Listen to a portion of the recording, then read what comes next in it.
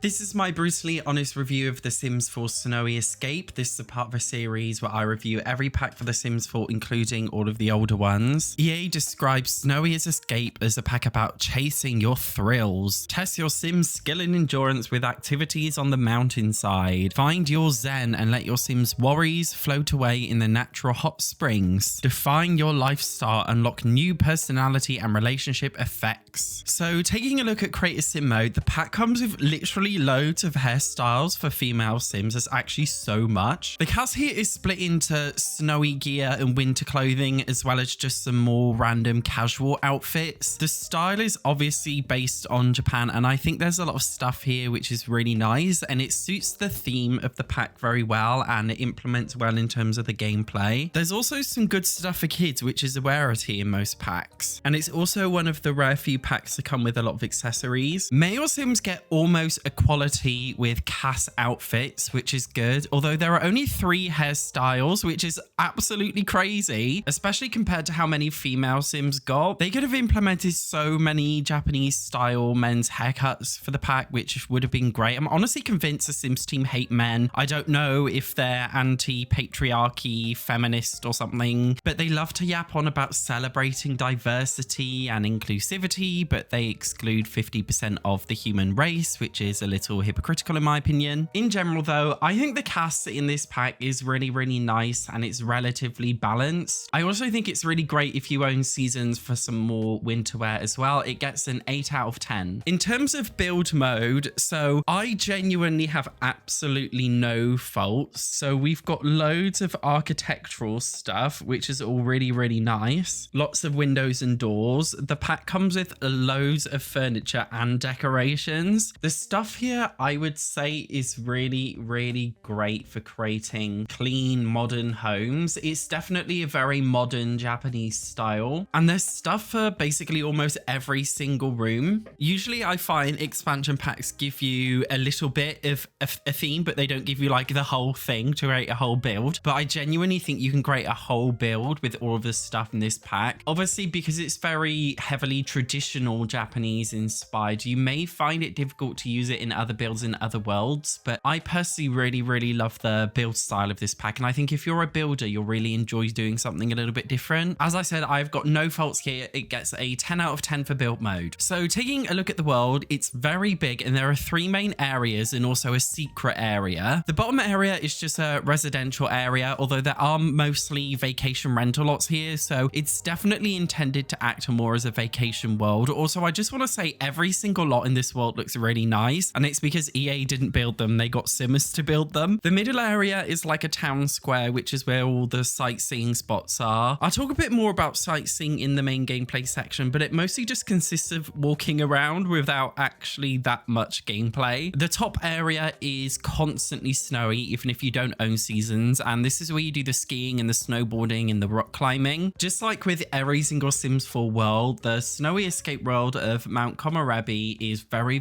pretty, but there's not really anything to do. Most of the shops and buildings, in fact, basically all of the shops and buildings are fake. They could have easily turned them into rabbit holes to make them a bit more exciting, but they didn't. I do give the world some credit for coming with the sightseeing spots, which most worlds don't really have. There's also some other extra touches. For example, kids in the world, when they go to school, they wear school uniform like they would in Japan. Honestly, I wish they would implement this feature in other worlds, and I think there's also a really decent amount of lots in the world, and the individual areas do feel different from each other. This is a Sims 4 world, so there's only so far they can really go in terms of making it actually fun. The world is getting a 5 out of 10, which is a low score, but it's probably one of my highest scores for Sims 4 worlds. So taking a look at the gameplay, something that I really like about the pack is that it gives your Sims a completely different way to live. For example, you've got the Kotatsu table and the hot pot for family meals, and it comes with a space heater for your homes and an electric toilet. The world comes with an onsen, which is like a Japanese hot spring. Honestly, this was really disappointing for me. It's basically just an oversized hot tub. It would have been nice to have a couple more spa objects which would have fitted perfectly in this area, although of course because the Sims 4 is so disjointed that would never happen. I just felt this whole onsen hot spring thing was no different to what watching your Sims sit in a hot tub. It just wasn't anything special. The world has some signs which when you click, they give you the option to go on meditative walks or go on hiking trails or go running around. I took my Sim on a hike, which took her to a temple, and along the way you find different sightseeing spots. You can take pictures of the sightseeing spots or take selfies with them. Although when you do this, it doesn't actually leave a photo in your Sim's inventory, even if you take a selfie with them. So it just feels like I don't know if it's a bug or if it's just an oversight, but I just thought it was a bit weird. Something honestly hilarious is that you can walk up to a grave and take a picture of it. Like, you guys know I'm not woke, but like even I know that's so disrespectful,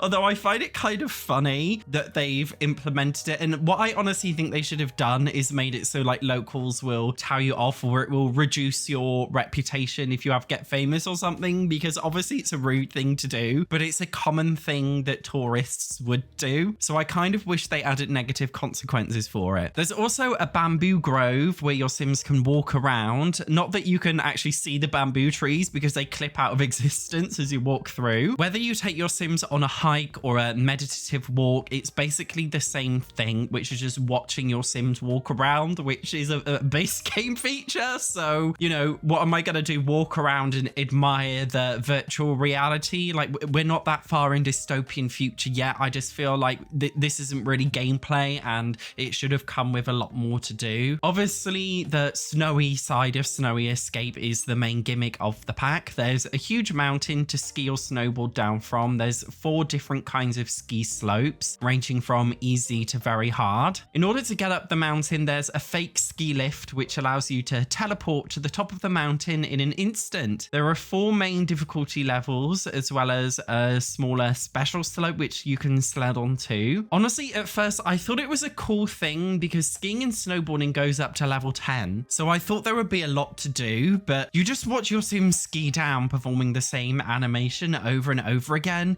In previous Sims games, snowboarding was just like a minor feature of the seasons pack or the vacation packs. It wasn't that deep, whereas they upplayed it as this really big thing as a part of Snowy Escape, but it's just not that in depth. And it's one of those expectation versus reality moments where it's like the idea of it is cool, it's just the way it was implemented. I just don't think they should have advertised it as a big pack feature because it wasn't. Your Sims can also go rock climbing on different climbing rocks around the world. If you fail to climb up, there is a small chance of your Sim dying. Mountain climb excursions are also a new event type, and the events start straight away, and it works differently to like birthday party events, for example, in that there are different stages to it. It's almost like a mission, and you climb through different sections of the world, each area at a time. It's a hidden area that you can only access with the excursion, and they get harder and harder, and it's supposed to be a very long trip that requires you to bring camping gear and food in a tent, which I actually really liked. I actually thought it was it wasn't hard, but it was definitely a little bit more challenging than the average Sims 4 event, and it had some more things to think about. Once you climb to the top of the mountain, your reward is nothing. I think there's a flower bush up there which contains like a very insignificant average flower, but other than that, there's not really anything to do. You can build on the lot. It's like a hidden lot type where you can build on the top of the mountain, which I don't know what you would want to put there. I guess you could put anything that you like, although you can't change the lot type, so you can't turn it into a house or a shop or anything interesting. I actually thought the event was quite fun. It's just like, well, what was the reward? Like, what was the point? That's what it genuinely felt like. There was no point. The pack comes with festival events, which you get notified of in the notification wall. Annoyingly, you get notified of these even if you are not inside the Mount Komorebi world, which makes no sense to me. They should have locked the notifications only behind that world. That was the only annoying thing. Honestly, I didn't think the events were that special. Like, they were very pretty. They were very pretty events. You could dance around with Yamachan, the mascot of the pack, but it didn't really come with like anything substantial to do. They were just kind of average, boring boring events. Nothing like the city living events, which actually felt meaningful. These just didn't really feel like much. Now, there's a new gameplay mechanic called lifestyles. When you perform certain interactions over and over again, this can manifest into a lifestyle. For example, staying at home all the time without leaving your lot gives you an indoorsy lifestyle, and the effect of this is feeling happier at home but feeling tense when you go outside. You could also have an active lifestyle. There's like a healthy eating vegan lifestyle. They all have minor effects, and honestly guys, I've played with lifestyles in my game for a couple of years now, and I can categorically tell you I have not noticed them once, and they have not had any impact on my gameplay. Like, what even are lifestyles? Okay, I can give my character an outdoorsy lifestyle, but what's the difference between an outdoorsy lifestyle and the outdoorsy lifestyle trait that you choose in CAS? It's just very disjointed. The whole Sims 4 trait system, it likes and dislikes, now lifestyles, it's all just a mess, and this is the one feature of the pack that you'll never use, you will never even notice. I still don't even know what it does after 2 years of having it in my game. The pack comes with a salaryman career, which is like the businessman career, but with longer working hours and 2 career branches. I actually wish more packs came with rabbit hole careers, so I'm glad it comes with one, even though it's just a small addition. So what is Snowy Escape? It's basically a vacation pack. In The Sims 1, 2, and 3, we had 3 vacation worlds in one pack, but in The Sims 4, they're split off into many different packs, and it's still not as good as The Sims 1, 2, and 3 packs. This pack has a lot of animations, and you watch your sim perform an animation of skiing, perform a walking animation, but it doesn't really come with any gameplay, and it doesn't feel that meaningful. If you're the kind of person who likes the idea of taking aesthetic screenshots of your sims and uploading them on Tumblr, then maybe you will enjoy this pack because it's very aesthetic. But if you're the kind of person who enjoys gameplay, I don't think you'll enjoy it. It's not really a fun vacation experience, and more so just a pack full of animations and aesthetics. The gameplay felt okay. It was just very mediocre, and it took me about 1.5 hours to complete this $39.99 expansion pack. It's very shallow. It's just animations and aesthetics, which is unacceptable in my opinion. It gets a 5 out of 10 for being mediocre. In terms of performance, the game really struggled to get my sim to sit on the Kotatsu table, especially when eating. It was very frustrating. Sims awkwardly clip through each other after going down the slopes. The hiking trails sometimes have my sims stopping and starting and action cancelling and failing to route properly. Some of the climbing excursion event interactions didn't work, which halted progress. There weren't that many bugs, and the bugs that were there didn't happen that often, and they didn't disturb my experience too much, which is a rarity for a Sims 4 expansion pack. It gets a 7 out of 10 for performance. In all, I'm giving Snowy Escape a total of 7 out of 10 for all of the above. I think Snowy Escape is very unnecessary, and if you have a budget for Sims 4 packs, I would not say it's worth it. If you're looking for a random extra world for your Sims to go vacation in, then it adds a nice break to standard vanilla gameplay. I also think it's amazing for builders, but I don't think you'll feel totally satisfied with it due to the lack of meaningful gameplay. If you enjoyed this pack review, then make sure to check out one of the other 2 pack reviews here. Thank you very much for watching. I will see you in the next one.